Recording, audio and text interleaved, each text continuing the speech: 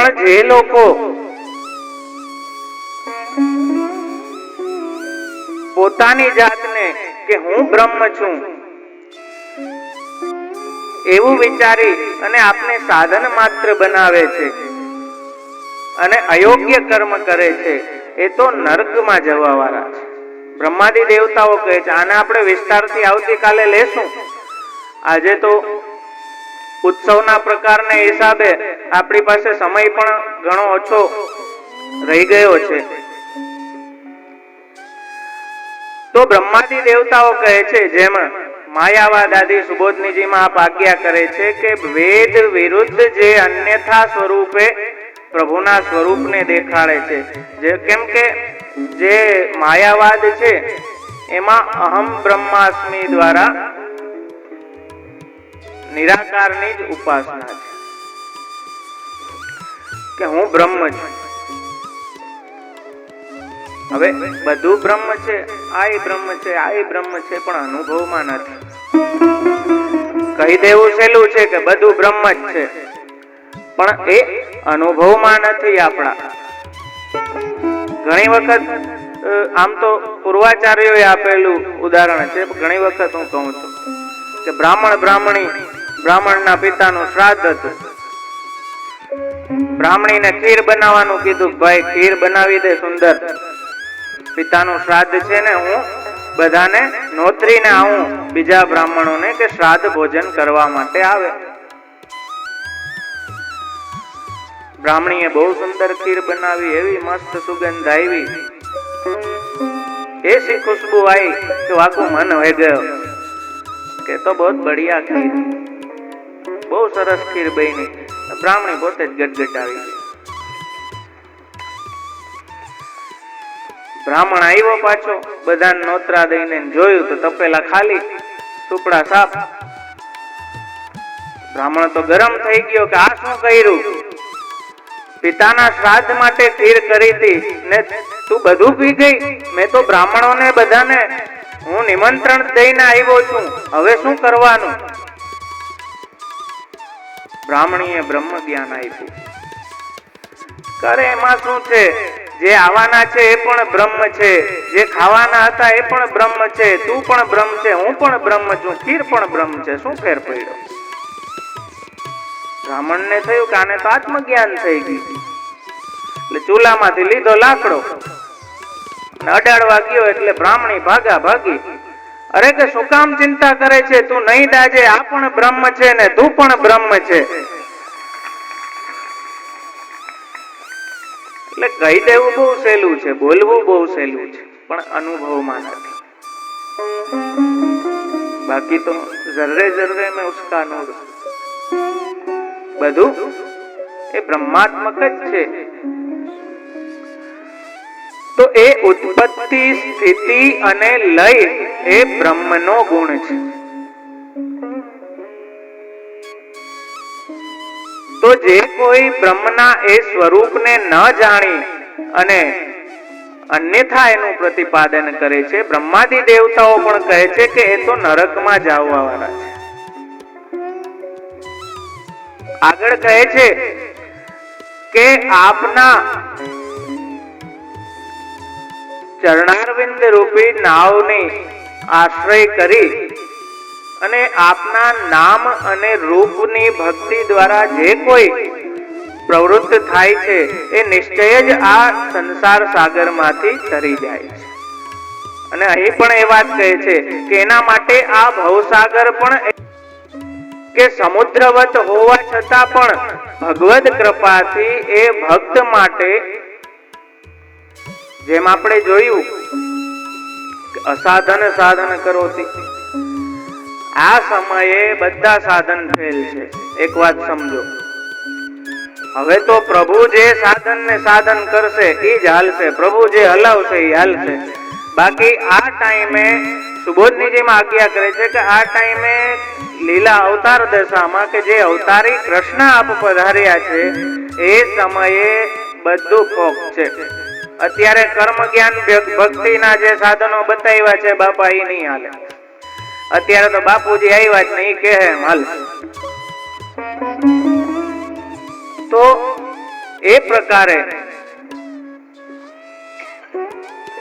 આપના સ્વરૂપ ગુણ અને લીલામાં જે ભક્તોને આસક્ત કરી અને જો આપણે તામસ પ્રકરણમાં આગળ એના પેટા પ્રકરણ 4 છે, પ્રમાણ પ્રમેય સાધન ફલ. હવે પ્રમાણ શું છે? જેમ લોકમાં આપણે કહીએ કે જ્ઞાન પ્રમાણ, કેમ કે એ સત્ય દર્શાવે, સાચું દેખાડે એટલે જ્ઞાન પ્રમાણ. પણ શ્રી આચાર્ય ચરણ આપ આજ્ઞા કરે છે કે અહીં વિલક્ષણતા કેવી છે કે લીલામાં ભક્તોનું અજ્ઞાન અને અન્યથા જ્ઞાન પણ પ્રમાણ છે. શું કામ? કેમ કે એ ભક્તોનું અજ્ઞાન અને અન્યથા જ્ઞાન. અજ્ઞાન શું?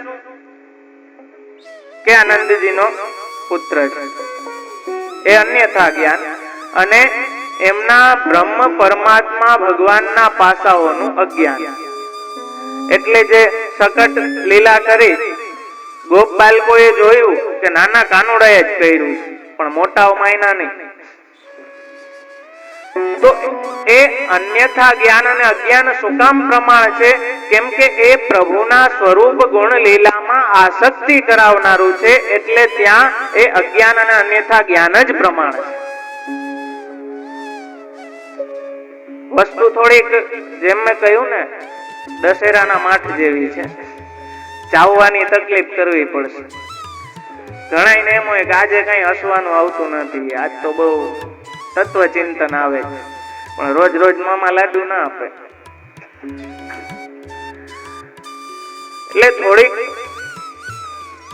વિચારથી સમજીએ તો એ ખ્યાલ આવી શકે. તો આપના નામ અને રૂપ દ્વારા આપ ભક્તોને આ ભવસાગરથી એવી રીતે આપ તારી દો છો કે જાણે એક ખાડો ટપી ગયા. અને આપના ભક્તોના પૂજ્ય વિશાલ કુમારજી દાદાભાઈ જયારે વચનામૃત કર્યા, બહુ સુંદર વાત આપે કરી હતી કે પુષ્ટિ માર્ગની એ વિલક્ષણતા છે કે જેટલી ભાવના છે એટલી પ્રણાલિકાઓ, સાધના પ્રણાલી ભગવાને સ્વીકાર કરી દીધી છે.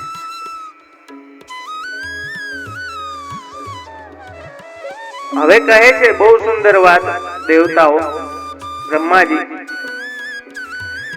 કે એ જે તરી ગયા છે આપના ચરણના આશ્રય રૂપી નાવ કરીને જે તરી ગયા છે, એ તરીને એ નાવને અહીંયા મૂકી ગયા છે બીજાઓ માટે. એટલે સુબોધનીજીમાં આચાર્ય આજ્ઞા કરે છે કે એ નાવ એટલે ભક્તિ માર્ગ રૂપી નાવ, કે જે આપના ચરણ રૂપી નૌકાનો આશ્રય કરાવે. તો એ જે આચાર્યો અહમ નિરુદ્ધો રોદેન, અહીંયા વાત એ આવે છે, અહમ નિરુદ્ધો રોદેન નિરોધમ પદવીમ ગત. આપણને કઈક સારું મળે ને તો આપણે અંતાડીને રાખીએ, હું કામ કોકને દેખાડવું, બીજો લાભ લઈ જાય તો. પણ ભક્તોને એવું ઈર્ષા ભાવ કેવો ના હોય કે મારા સિવાય બીજું કોઈ આ ન કરવું. અને આ તો પરમાનંદ પ્રભુનો આનંદ, આવો રસાત્મક સ્વરૂપ નો અનુભવ એ શ્રી આચાર્ય ચરણ આપણને કરાવવા માંગે છે. એટલે અહીં બ્રહ્માદિ દેવતાઓ કહે છે કે એ જે તરી ગયા છે એ ભક્તિ માર્ગ રૂપી એ નૌકાને અહીં છોડી ગયા છે, કે જે આપના ચરણના અભિલાષી છે એ નાવનો આશ્રય કરીને એને તરી શકે. આ આખા અધ્યાયમાં પછી બ્રહ્માજી કહે છે કે દશાવતારોએ જે એમાં 9 અવતારોએ જે કાર્યો કર્યા, જેવી રીતે રામચંદ્રજીએ હવે પથ્થર છે એ ડૂબવાનું સાધન, ઘણા કંટાળી ગયા હોય ને, ઓલા કે વહી જ જવું છે તો પથ્થર બાંધીને પડે, એ ડૂબવાનું સાધન છે. તો ત્યાં અસાધન સાધન કરો, રામચંદ્રજીએ પથરા તરાવ્યા.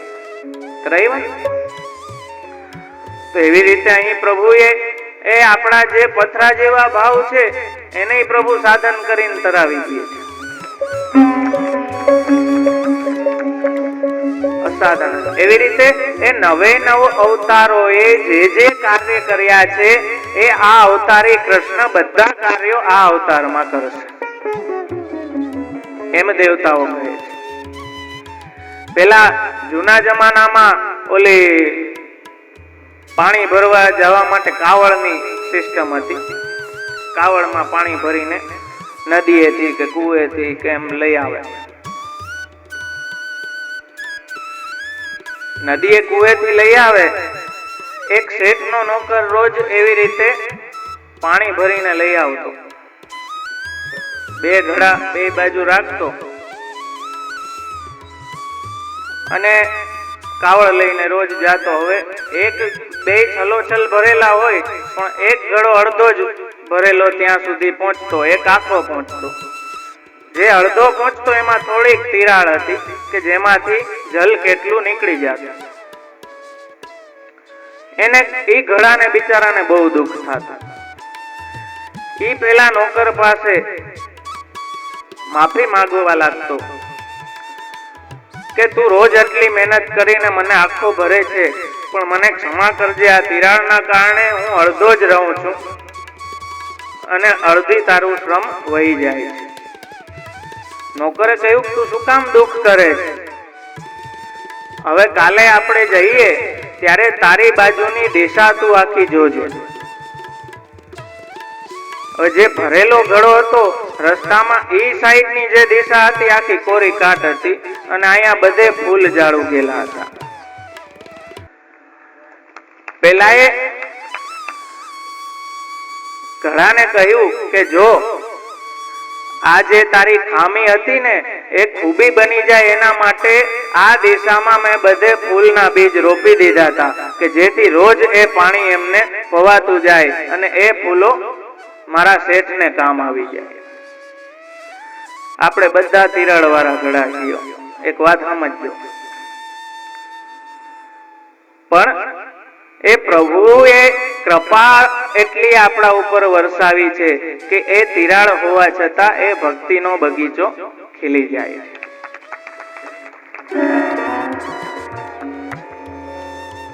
અસાધન સાધન કરો.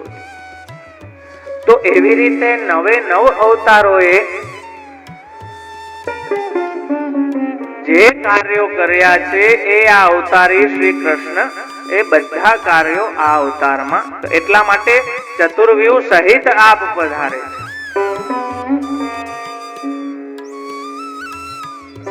તો આજની તારીખે પણ આપણે જોઈ શકીએ કે એ પ્રભુની કૃપા કેવડી કે આપણી જેવી પણ જેટલી પણ લૌકિક ભાવનાથી પણ કરતા હોઈએ ને તો એ કેમ કે મહાપ્રભુજીના વચનથી બંધાયેલા છે.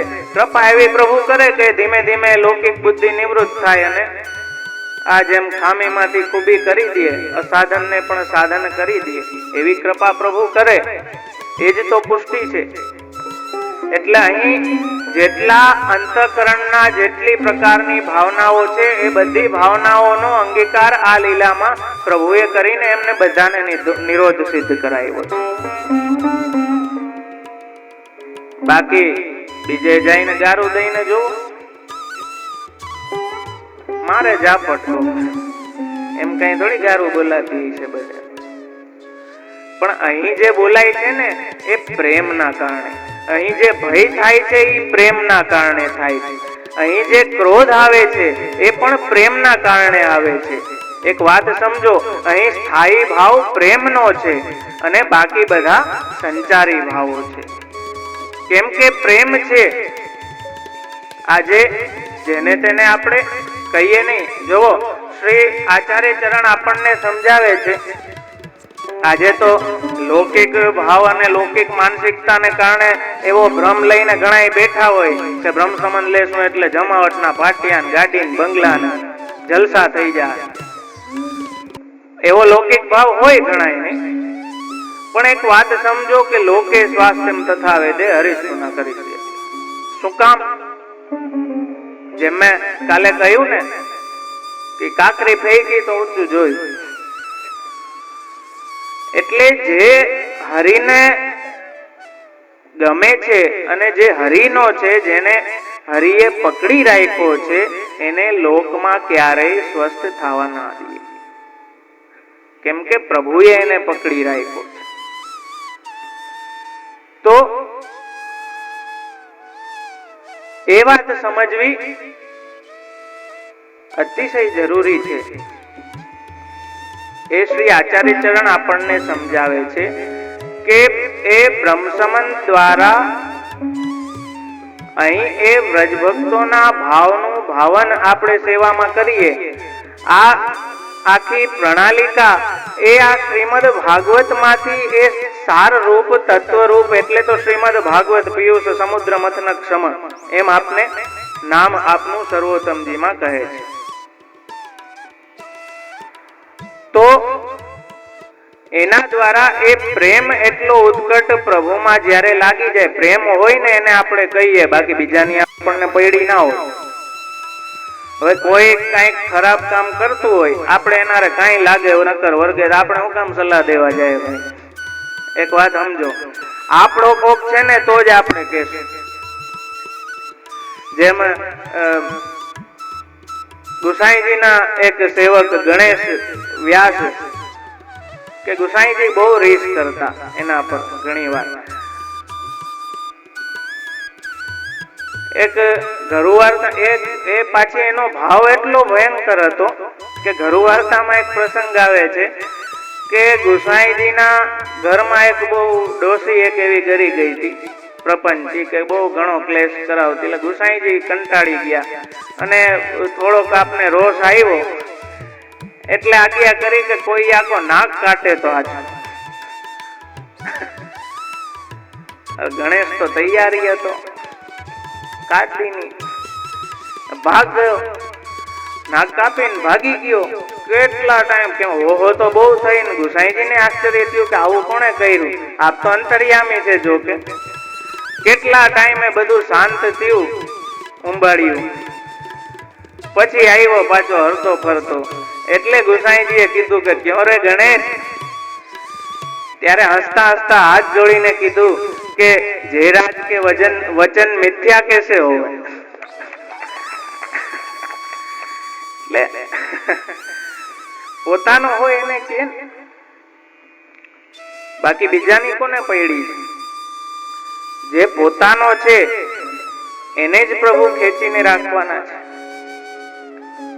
એને જ બધી પ્રકાર. એટલે પ્રેમના સંચારી ભાવ તરીકે બધા ભાવો આવે. એક વાત સમજો, પોતાનો છે એટલે ક્રોધે આવે એના ઉપર. એટલે અહીં જે ત્રીજા અધ્યાયમાં આગળ આજ્ઞા કરે છે, આખું વર્ણન આવે છે. અહીં દેવતાઓની સ્તુતિથી બીજો અધ્યાય પૂર્ણ થાય છે કે જે પ્રભુએ કરેલો ઉદ્યમ રૂપ જે અધ્યાય છે એ પૂરો થાય છે.